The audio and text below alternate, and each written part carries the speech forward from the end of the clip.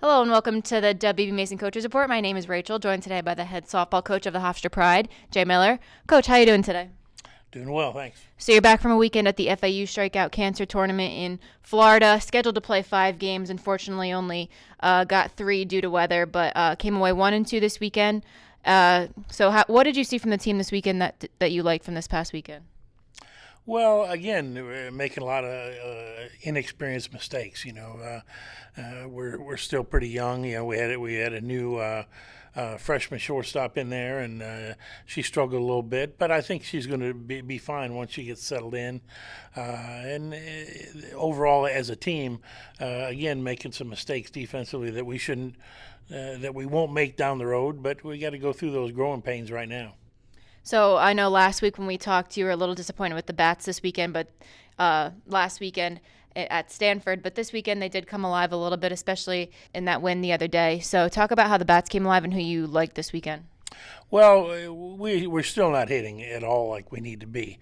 We left runners in scoring position every inning that last game against North Florida, and where we had an opportunity to break it open and we didn't. The same thing against Florida Atlantic. That the way we're hitting the ball, that should have been a run rule game. And again, we let them hang around, let them stay in and have a chance where we weren't able to put them away when we had those opportunities. So we're still leaving way too many runners on base, way too many runners in scoring position.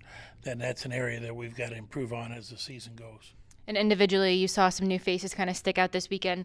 Madison McKevitt, she went 4 for 7 this week, 2 RBIs, on base percentage of 571. Excuse me. So how has Madison McKevitt really settled down now that we've been through a couple weeks in the season? Well, she's one that's a good example of, where hard work pays off. She's one of the kids that's always in the batting cage extra, always wants extra swings, and it's nice to see that pay off for her. She had a great weekend, leading our team in hitting this past weekend. Drove in some key runs for us, and I thought she did an outstanding job for us offensively. And Lindsey Hey, highlight of the weekend was her first career home run, a 3-run shot to left field. So what does that mean for Lindsey and her confidence going through this next stretch? Well, hopefully it'll give her a little bit of confidence going in, and hopefully, it'll catch on with some of the other kids in the lineup as well. That's an area that we struggle with is power numbers this spring. So it was nice to see her get that one. Hopefully we get some others to join her a little bit this weekend.